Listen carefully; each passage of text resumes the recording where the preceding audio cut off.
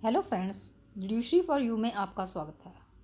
Video start करने से पहले आप मेरे चैनल को लाइक, सब्सक्राइब एंड शेयर करना ना भूलें। इसके साथ ही बेल आइकन को जरूर दबाएं ताकि जो भी मेरी नई नई अपडेट आए आप तक पहुंचती रहे। तो आज हम बात करते हैं कि म्यूटेशन क्या होता है, दाखिल खारिज क्या होता है, ज़मीन खरीदने के बाद दाखिल खारिज कराना क्यों ज़रूरी है, इसके ना होने पर क्या क्या नुकसान हो सकते हैं, इसको डिटेल में जानते हैं।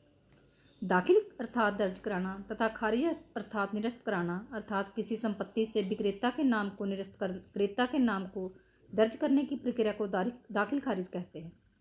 दाखिल खारिज या म्यूटेशन राजस्व रिकॉर्ड में एक व्यक्ति से दूसरे व्यक्ति को किसी संपत्ति का हस्तांतरण करने की प्रक्रिया कहते हैं। दाखिल खारिज के बाद ही कानूनी रूप से जमीन का क्रेता उस जमीन का मालिक बनता है। दाखिल खारिज के बाद ही किसी संपत्ति के मालिक के रूप में किसी व्यक्ति का नाम रिकॉर्ड में आता है। दाखिल खारिज के लिए आवेदन कैसे करें? दाखिल खारिज करने के लिए अपने तहसील, अचल अथवा में आवेदन करना होता है। आवेदन में जमीन क्रेता तथा विक्रेता तथा क्रेता का नाम तथा पूरा पता, साथ में ज़मीन की सभी जानकारी जैसे ज़मीन का रकबा, लोकेशन आदि लिखनी होती है। आवेदन के साथ में कुछ दस्तावेज को भी लगाना जरूरी होता है, जैसे सेल डीड अथवा वसीयत की copy, transfer duty free affidavit आदि।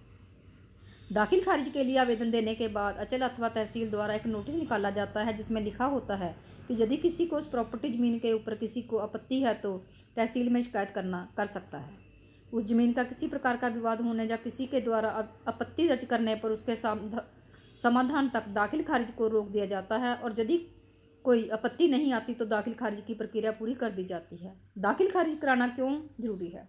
यदि आप किसी ज़मीन को खरीदते हैं अर्थात रजिस्ट्री कराते हैं और दाखिल खारिज नहीं कराते तो उस ज़मीन को आप बेच नहीं सकते, अर्थात उस ज़मीन को तब तक बेच नहीं सकते जब तक कि आप दाखिल खारिज नहीं करते। किसी भी ज़मीन को खरीदने के बाद दाखिल खारिज कराना जरूरी है। बिना दाखिल खारिज के उस ज़मीन पर क्रेता का कोई हक नहीं होता। विक्रेता चाहे तो दोबारा उस ज़मीन को बेच सकता है, इसलिए ज़मीन का रजिस्ट्री करने के बाद दाखिल खारिज करना आवश्यक होता है। तो ऐसी वीडियोज़ के लिए आप हमारे चैनल पर बने रहें। धन्यवाद।